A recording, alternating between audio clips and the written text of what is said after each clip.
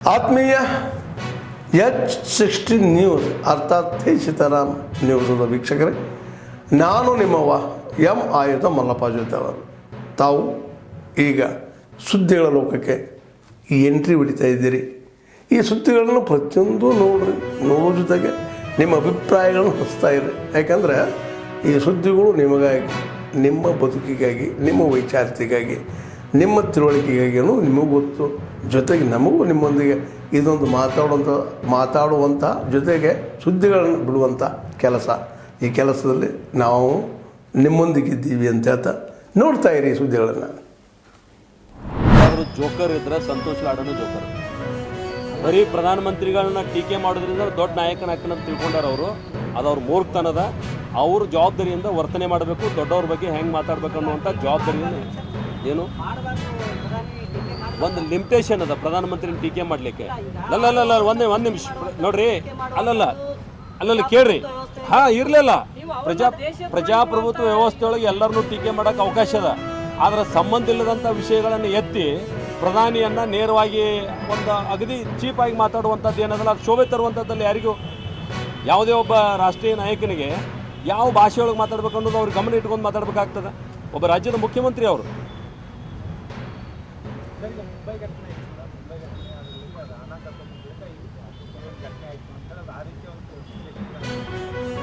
ಅದು ವಿಚಾರ ಇಲಾಖೆ ಅದ ಸಂಬಂಧಪಟ್ಟವರು ಅದ್ರ ಬಗ್ಗೆ ನಮಗೆ ಅದ್ರ ಬಗ್ಗೆ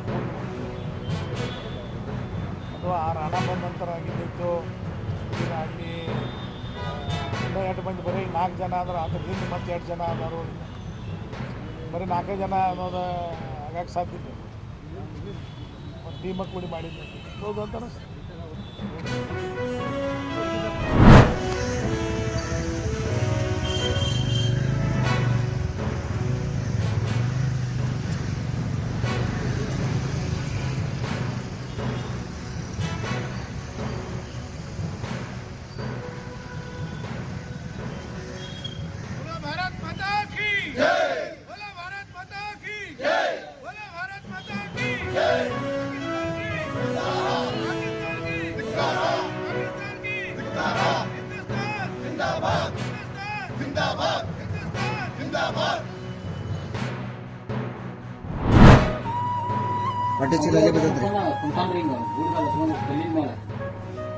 ಕಲ್ಲಿಗೆ ಈ ಗೆಜ್ಜಿಗೆ ಬಡದು ಹೇಳ್ತಾರೆ.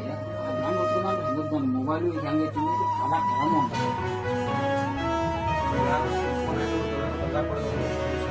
ಕಂಪ್ಲೀಟ್ ಬಾಡಿ ಇದು ಪೂರೇ ಇಲ್ಲಿ ಬಡಗೆ ಇಲ್ಲಿ ಮಾಟ ಎಲ್ಲ ಸುಟ್ಟಿದ್ವಿ. 2 ಬಟ್ಟ ಈ ಕಡೆ ಇಲ್ಲಿ ಬಂದ ಈ ಕೂದ್ ಗಟ್ಟ ಸುಟ್ಟಾರ.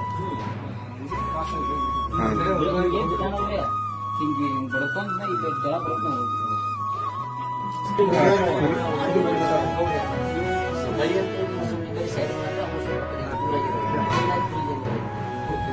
ತಾಸು 2 ತಾಸು ಬರುತ್ತೆ ಟೈಮ್.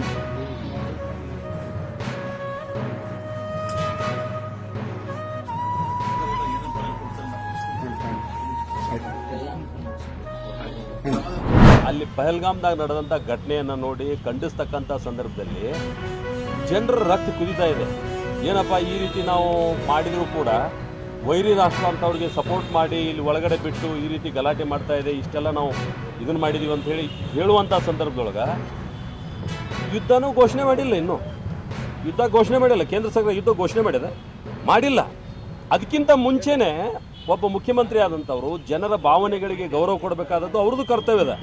ಅದನ್ನು ಬಿಟ್ಟು ಯುದ್ಧದ ಅವಶ್ಯಕತೆ ಇಲ್ಲ ಅಂತ ಹೇಳುವಂಥ ಸಂದರ್ಭ ಬಂದಿಲ್ಲ. ಯಾಕೆ ಹೇಳಿದರು?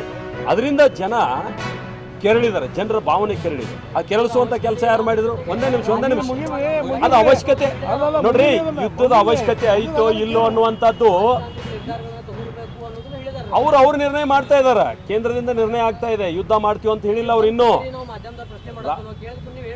ಹಾಂ, ನಾನು ಅದ ಹೇಳ್ತಾ ಇದ್ದೀನಿ. ಯಾವಾಗ ಜನರ ಭಾವನೆ ಕೆರಳ್ತಾವ ಆವಾಗ ಪಕ್ಷ ಇದನ್ನು ನೋಡಂಗಿಲ್ಲ ಯಾರು.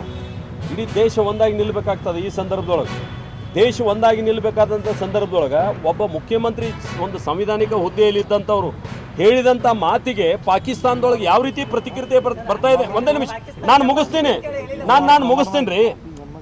ಒಬ್ಬ ಮುಖ್ಯಮಂತ್ರಿ ಸಂವಿಧಾನ ಹುದ್ದೆಯಲ್ಲಿದ್ದಂಥ ಒಬ್ಬ ಮುಖ್ಯಮಂತ್ರಿ ಇಂಥ ಹೇಳಿಕೆಯನ್ನು ಕೊಟ್ಟಾಗ, ಜವಾಬ್ದಾರಿ ಮುಖ್ಯಮಂತ್ರಿ ಹೇಳಿಕೆಯನ್ನು ಕೊಟ್ಟಾಗ ಅದಕ್ಕೆ ಪ್ರತಿಕ್ರಿಯೆ ಯಾವ ರೀತಿ ಬರ್ತಾವೆ ಅನ್ನೋದು ನಿಮ್ಮ ಗಮನಕ್ಕದಲ್ಲ. ಆದ್ಮೇಲೆ ಎಲ್ಲ ಸುದ್ದಿಗಳನ್ನು ನೋಡಿದ್ರಲ್ಲ, ಏನು ಅನಿಸ್ತು ನಿಮಗೆ? ಇದರಲ್ಲೇ ನಿಮ್ಗೆ ಲೈಕ್ ಆಗಿರ್ಬೋದು, ಡಿಸ್ಲೈಕು ಆಗಿರ್ಬೋದು, ಕಾಮೆಂಟ್ ಬೇಡಪ್ಪ ಅಂತೂ ಅನಿಸಿರ್ಬೋದು, ಕಾಮೆಂಟ್ ಮಾಡಬೇಕಪ್ಪ ಅನಿಸಿರ್ಬೋದು, ಶೇರ್ ಮಾಡಬಾರ್ದಪ್ಪ ಅನಿಸಿರ್ಬೋದು, ಅದು ಮಾಡಬೇಕು ಅನಿಸಿರ್ಬೋದು. ಏನಾದರೂ ಆಗಲಿ ಶೇರ್ ಮಾಡ್ತಾಯಿರಿ, ಈ ನ್ಯೂಸ್ಗಳನ್ನ ಹಂಚ್ತಾ ಇರಿ, ಜೊತೆಗೆ ಇದಕ್ಕೆ ಸಬ್ಸ್ಕ್ರೈಬ್ ಆಗ್ತಾಯಿರಿ ಅಂತ ಹೇಳ್ತಾ H16 ನ್ಯೂಸ್ ಅರ್ಥಾತ್ ಹೇ ಸೀತಾರಾಮ್, ಇದು ಸತ್ಯದ ಕೈಗೆ ನಡಿ. ವಂದನೆಗಳು.